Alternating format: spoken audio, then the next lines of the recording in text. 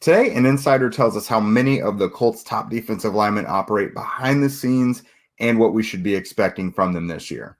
Let's get to it.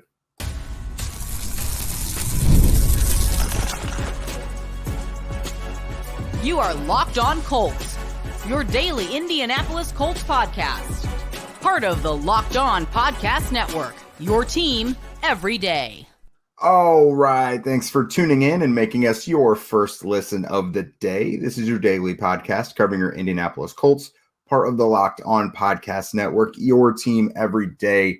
And today's show is brought to you by our friends over at Gametime.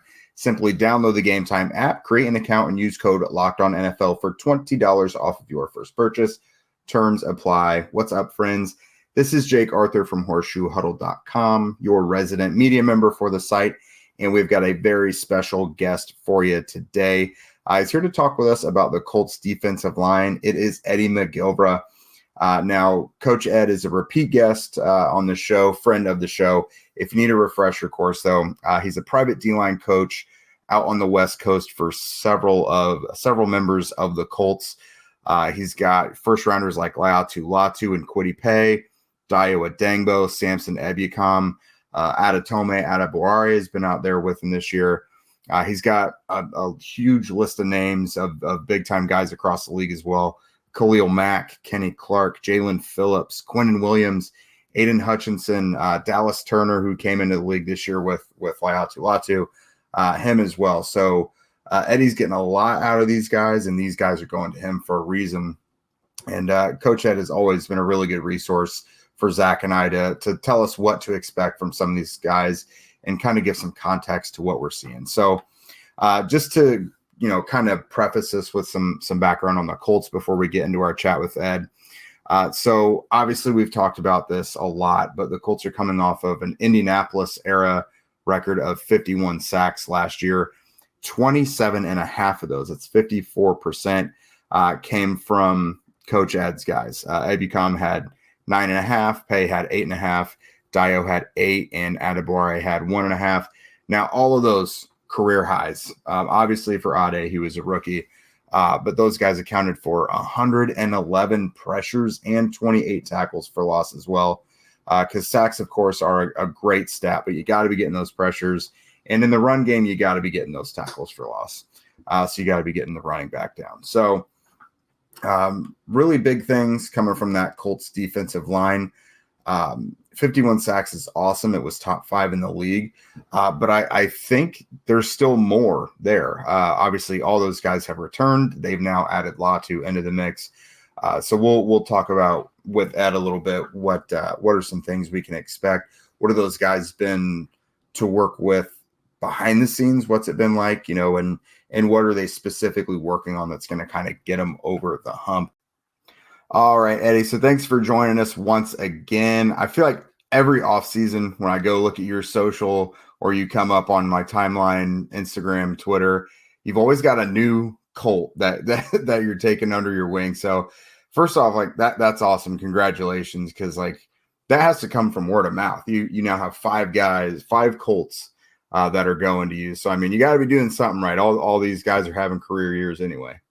Yeah, honestly, it's humbling every time somebody new comes in because it's usually from a reference, whether it's, a player or an agent or a coach. So it's always a pretty good feeling, but it's always fun to working with guys that are bought in to the, off-season grind and getting their hands dirty and doing the right things to get ready for camp. So it's been fun. Yeah, business is booming. One of those guys, Laiatu Latu, first defensive player off the board this year, goes to the Colts. That guy's pretty good, isn't he? I mean, we're going to see here in a little bit, right? Mm-hmm. I already know that. Yeah. Pretty good.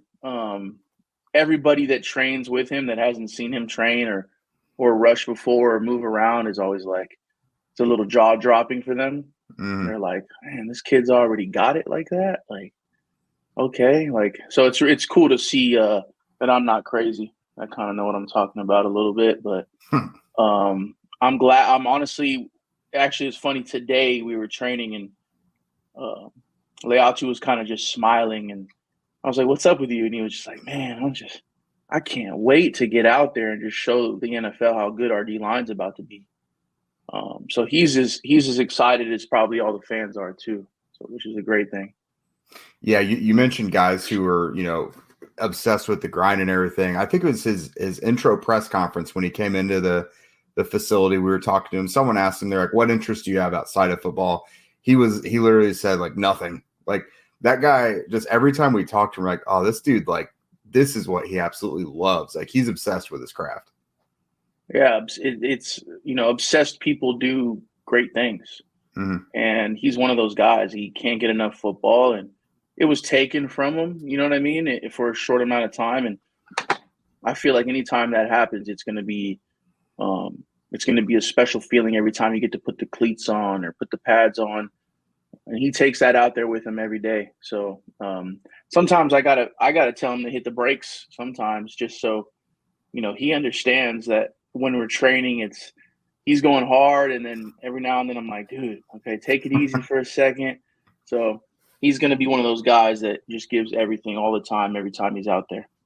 Yeah, there was a video, I think from rookie camp or like the beginning of OTAs when they mixed it with the veterans. He like took out one of the assistant D-line coaches. He was going so hard. So that was kind of fun to see. I've been there. Yep. I felt that. I felt exactly what that guy felt. Whether you're a Hoosier who needs tickets to go see the Reds, Cubs, White Sox, even here locally with the Indy Indians, Gametime is an authorized ticket marketplace of Major League Baseball, which makes getting tickets faster and easier. Prices on the Gametime app actually decrease the closer that it gets to the first pitch. They've got the killer last-minute deals, all-in prices, views from your seat, and their lowest price guarantee. It means that Gametime takes the guesswork out of buying MLB tickets. They've got their last-minute deals, which means you save up to 60% off of buying last minute for sports, concerts, comedy, theater, etc. Their zone deals save even more when you choose a section and then you let Gametime choose the seat for you in that section. You get a panoramic view from your seat in the app before you buy as well, because there's not much worse than getting to the event and you see that you got a really crappy view. Over the coming days in Indy, you've got stuff coming up. The Indians, Fever, and 11 are all here in town. There's several concerts to go to. It is concert season. It's the summer. I know my wife and I have used Gametime a couple times already to get tickets this year. So again, take the guesswork out of buying MLB tickets on any of your big events this summer with Gametime. Download the Gametime app, create an account, and use code LOCKEDONNFL for $20 off of your first purchase. Terms apply. Again, create an account and redeem code LOCKEDONNFL for $20 off. Download Gametime today. Last minute tickets, lowest price, guaranteed. You've got this guy who he obviously has the neck injuries. I think that was the only thing that seemed like keeping him from a top 10 lock. But you turn on the film and you're like, this guy is like, he looks like an NFL veteran already. Like the amount of tools he has and uses, like he seems like he's so far ahead of the game. And so like some very notable like NFL draft analysts are saying like he's kind of like a Bosa style of NFL prospect. Like you're around all these guys. You have huge names across the board, across the NFL. Is that what you're seeing in him? Yeah, I think there's I'm a firm believer just that comparison is a thief of joy. Mm-hmm. So it is hard for me sometimes to compare. I do understand it because I get where this industry comes off of comparisons as far as, first round picks or when they're evaluating talent, they want to kind of have an idea of what they're going to look like in the future. I'll be honest, the first thing I noticed about Latu was his similarities of TJ Watt.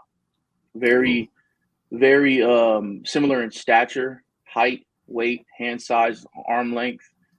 The way they set up their rushes, the way they counter off of their rushes, the way they play the run. I like to call it like slippery in a sense. They're physical players, but they're not really putting their body into, danger. They're very slippery and they're crafty, and they're able to make the play off of just being a crafty individual and getting their body in the way. So that was the first thing I noticed. And this was back when Laiatu was in college. Talking with his agent throughout the process, I could pull up receipts of me texting his agent saying, dude, the kid reminds me of TJ Watt. I'm telling you. And the agent was like, that would be a good thing. That would be a good thing. So, I think you can find comparisons in the Bosas because he's got great bend and he's big. He's able to, dip low and run a corner. He rushes a lot like those guys. He's very technical when he sets up his rushes. So I think actually one of my vets the other day had said, yeah, he reminds me a little bit of Bosa. Joey and Nick, the way he turns the corner at the top all low, and he doesn't waste any movements getting into his rush. Everything kind of blends and looks similar right before he throws his move. So yeah, I could definitely see that. Yeah, that's a guy with a lot of polish. And another one of these guys that just always seems to be working is Kwity. And, in the NFL, teams pay you obviously based on what they know you've done before, but it's mostly for what you're going to continue to do. And so, they picked up his 5th-year option. And I think when the Colts drafted Latu, a lot of people are like, what's that mean for Kwity long-term, this and that. But, how good of an investment was that for the Colts to pick up a guy who is still young? He's increased his stats each year. He looks more well-rounded each year. Like, how much is still ahead of him? It's I don't really get too hyped up about individuals that I work with. I'm telling you right now, I've never seen a guy in my 7 years of doing this have an offseason like Kwity Paye. He's completely changed from the way he looks, from the way he moves, from the way his mindset. He's a completely different individual for the better. He's faster, quicker, stronger, bends better, more mobile, more flexible. And everybody that he's been training with notices it. And that's something that I pay very specific attention to, that when other vets and other players are pointing out how good somebody looks when they're going through their movement drills or their rushes. And Kwity's been getting compliments like crazy. So I can't express my excitement for Kwity. I think this is the type of year where all the so-and-so haters about the pick or hasn't produced as a pass rusher, this is where they get silenced, because I think Kwity has the potential to put together a very special season. Yeah, he's already been one of the better run defending edges in the league, which that's obviously not sexy when you're edge rusher. Sacks is what matters. So, again, I think it was 8.5 for him. Like he keeps getting better all the time. Health, I think, is always big for him, but he tends to play through it. Now, the guy that did lead the Colts in sacks, Samson Ebukam, 9.5 this year. Again, another guy with a career high.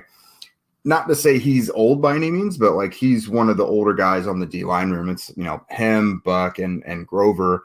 Mm-hmm. Is he at the point in his career where he's just kind of like rounding out and perfecting his game, or does he still have some tricks up his sleeve? Well, if you look at the history of Samson, he's never been a full-time guy. Mm-hmm. So last year was really his first ever full-time role in the NFL. He got the most rushes he's ever had in his career, and he put together a very, very good year. He was really a half sack away from getting double digits, which is great, especially with the way everybody was eating on that defensive line. It's tough to get double digits when everybody's eating. So he was putting together incredible rushes. He looked great. He was healthy. I think he's at that point, like you said, he's rounding out who he is as a player.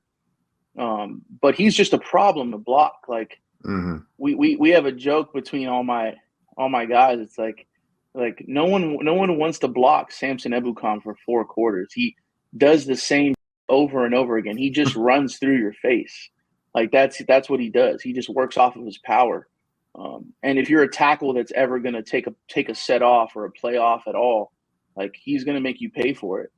And I think that's where the changeup now comes in. You got guys like Latu, who, yeah, he's a powerful dude, but if you're seeing Samson and Kwity, and then the changeup is Latu, like, good luck. Good luck. Yeah, it was really funny to see with Samson and how you mentioned, no one wants to block him that long. He got his, like, regardless of the matchup, he was productive throughout the year. But if there was like a backup left tackle or someone who was not used to playing a lot out there, that's when he killed him. Like his biggest performances were from guys who like never saw it coming. That was big. Oh yeah, blood in the water. He's Mm-hmm. if you think you're gonna take a like if you think you're okay, like maybe this guy's not gonna bull rush me this play, like that's not gonna happen. He's gonna put his head down and he's gonna run through your shoulder. So you better bring it. He's one of my favorite guys to work with because he's very technical too at the top of the rush, and I've learned a lot from Samson over the years. Yeah, that's good. This next guy is someone who I think is one of the Colts draft-wise, one of their biggest success stories. And the trajectory has just followed like exactly what they probably envisioned. And that's Dayo. Like from Zach and I talking to you before, all the things, like a lot of the things you said about Latu, like the compliments from his peers and everything, that's been Dayo all this time. Like people see him move at that size and everything, and they're just really like taken aback by it. Now that they've taken care of Kwity's 5th-year option, Dayo's really the only edge guy they have to worry about in free agency next year. So, like, with how he's been moving, like, I know there's a lot of mouths to feed and everything, but what's in store for him this year? Oh, man, he's another season away like that from being probably $100 million man because he is a problem. And he's really, if you think about it, he's really a 3 technique. He's just playing in multiple fronts there, in a sense. Right? Gus moves him around a lot because he's a mismatch. I mean, if you're getting to 3rd down, you're putting him next to a guard that's going to get the slide away to Buck. Like it's pretty much curtains. Like he's not going to lose that one-on-one. He's too good. He's too big. He's too strong. He's too crafty. He's too technical. I don't think he gets the credit as being one of the best interior pass rushers in the league, although he should because he's listed as a D end. I think it would be. I had joked with him. I was like, when all these D tackles were making money this offseason, rightfully so. I shot him a text and I was like, hey, you should change your position to D tackle. I was like, because that market is crazy, and we had just laughed about it, but. I think he is that guy that I feel like he's at that point that makes the whole engine go because you can move him anywhere. And with Big Buck, you're gonna get slide to Buck every time in pass pro. And that allows guys like Dayo to get the one-on-ones and Kwity to get his one-on-ones, or Samson. Someone's gonna get a one-on-one.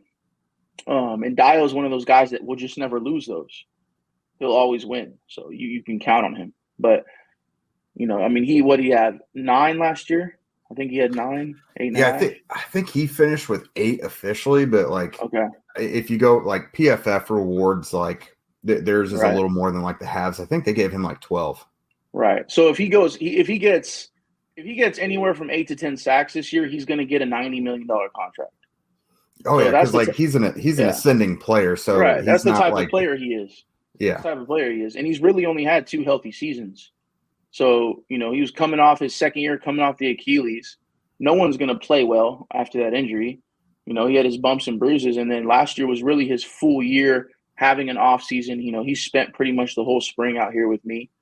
And you can see his movement skills were translated quickly. Once again, came out here all spring, and he's been here for a little bit in the summer. He looks better than ever. So I really just feel like, and I've been very public about this.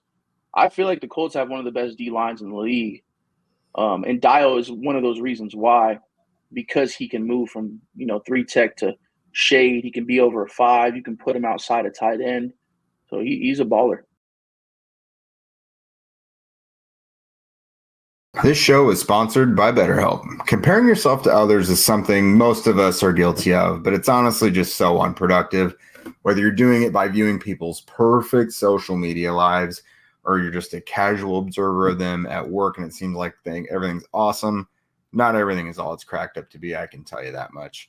Like I mentioned, I'm guilty of it from time to time, but I just try and focus on the things that I can control in my life. For example, I remind myself that nobody could be more committed than me at being a better husband to my wife, or being a better father to my daughter. Therapy can help you focus on what you want instead of what others have, so that you can start living your best life. Plus, the people you're comparing yourself to have their own problems. Maybe they smell terrible and they snore so loudly that their significant other has been planning an exit strategy for weeks. Not you, though, man. Not you. You got it made. I've not personally been to therapy, but every single one of us has things that we could work on to give ourselves a little more grace. And sometimes that means bringing in outside help. So if you're thinking of starting therapy, give BetterHelp a try. It's entirely online, which I have reminded you guys of in the past. It means you can do it on your couch, pants optional. What a dream. BetterHelp is designed to be convenient, flexible, and suited to your schedule and wardrobe. So just fill out a brief questionnaire to get matched with a licensed therapist and switch therapists anytime for no additional charge. Stop comparing and start focusing with BetterHelp. Visit BetterHelp.com/lockedon today to get 10% off of your first month.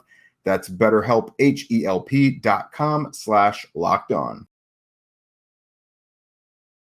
I do think nationally a lot of people consider them a really good line, but I do think they're a little slept on because 51 sacks last year, which is an Indianapolis era record. And all those guys who are responsible for that for the most part are still getting better. They're still young. And then you throw Latu onto that. So and they don't blitz. So yeah, the sacks and pressures come from the D line. Mm-hmm. And, I don't think another team in the league was really doing it like that. I know the Ravens had like 60 sacks or something like that, but they blitz like crazy. So it's a little different when you're just pinning your ears back and letting your four guys go, and they're generating 50-plus sacks and a lot of pressures, and then you just added the best pass rusher in the class. That's a problem. You're gonna have your hands full. Yeah, for sure. And then so those are like the most well-known guys, but this last guy here is a little more of a dark horse. We got Adetomiwa Adebawore. So rookie year, I think it was 1.5 sacks for him, but like he's just like Kwity and Dayo, that high effort guy who's going to play through the whistle. He'll be the guy, slapping the quarterback's ankles near the sideline, near the end of the play. Like he is always going. Really unique athletically in his frame as well. What are you seeing from him? Because we called him a Pokemon on the show the other day. Like how he moves and the things he does at that frame, it doesn't make sense. Yeah, he's interesting because I feel like he didn't really know when he first got to me in the spring. He didn't really know much about himself as a rusher. He was just kind of getting away with athleticism. Extremely powerful at the point of attack. So, we've mostly worked off of that, like what he can do off of his power rushes. But we've added a couple, finesse moves, some counters, and he looks incredible. I think the biggest thing for him is just now trusting it and going and throwing his move, getting some film so he can start studying himself move and rush. And a lot like Dayo, if he's in the game, he's probably never going to see a double team. He's going to get the one-on-one. So, most of our conversation and most of our program for him was just understanding, hey, like you're going to get a one-on-one, like take advantage of it. Make sure you're setting up your rushes and, putting good work in no matter what. Like just make sure you're attacking consistently. But he looks great. I mean, he's got the frame. He's got great point of attack contact. He's got good long arms, good hand placement. He's got a great get off. I think that's his best weapon. He jumps the ball quickly, and he's very strong. So I think he's one of those change-up guys you can throw in and give guys like Dayo and Grove and Buck a spell and not lose a lot.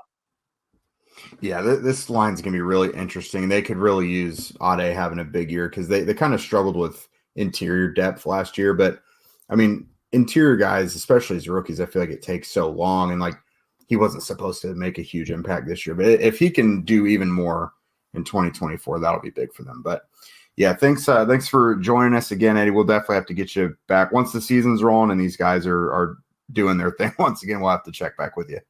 Yeah, definitely, man. I'm really looking forward to it. I'm going to be out there, actually. I'm going to try to come catch a game this year.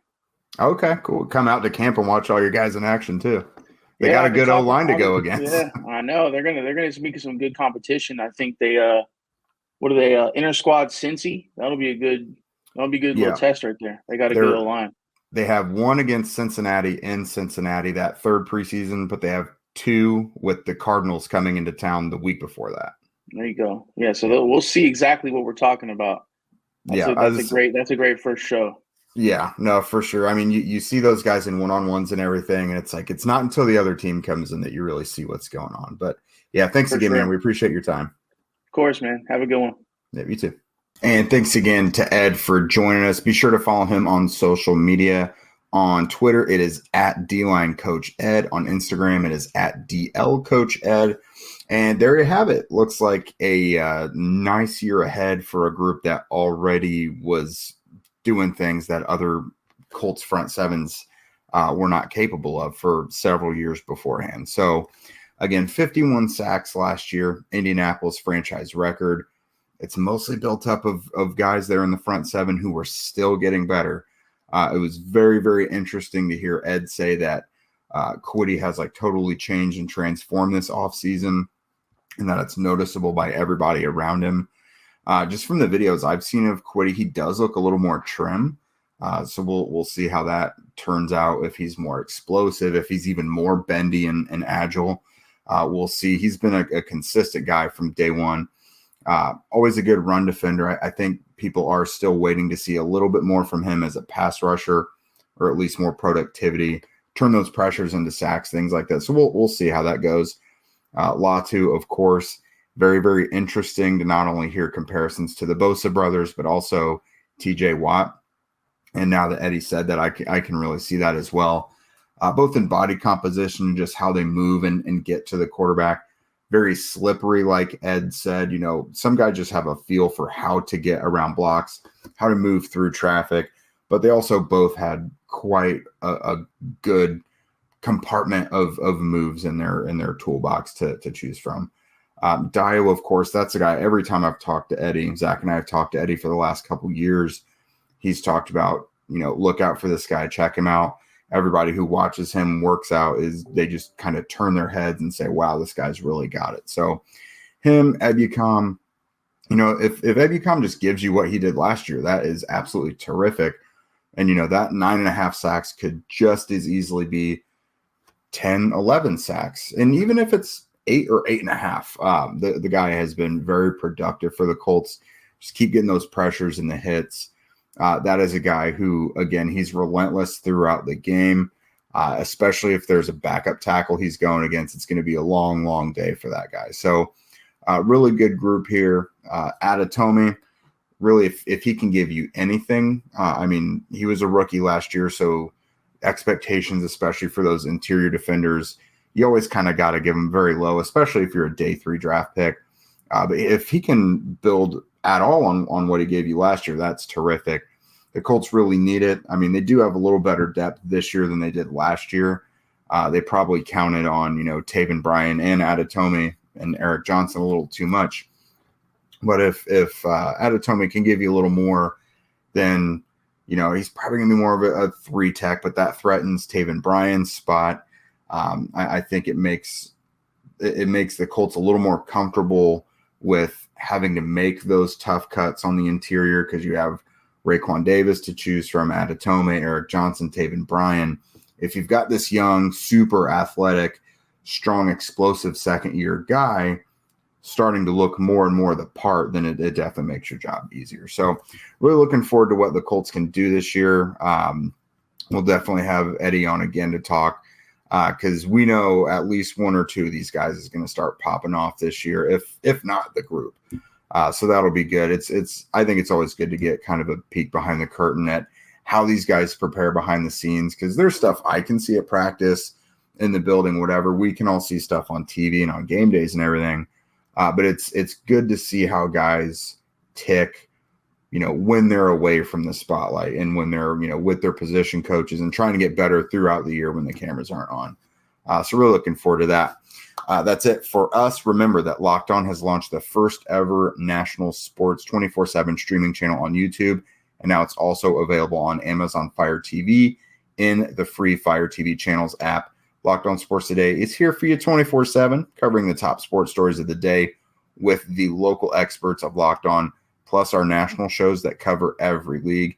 Find Locked On Sports Today now available on the free Fire TV channels app. If you don't already, follow at Locked On Colts, at Jake Arthur NFL, and at Zach Hicks 2 on Twitter. Remember that Locked On Colts is newly on TikTok and Instagram as well, so go ahead and check them out there.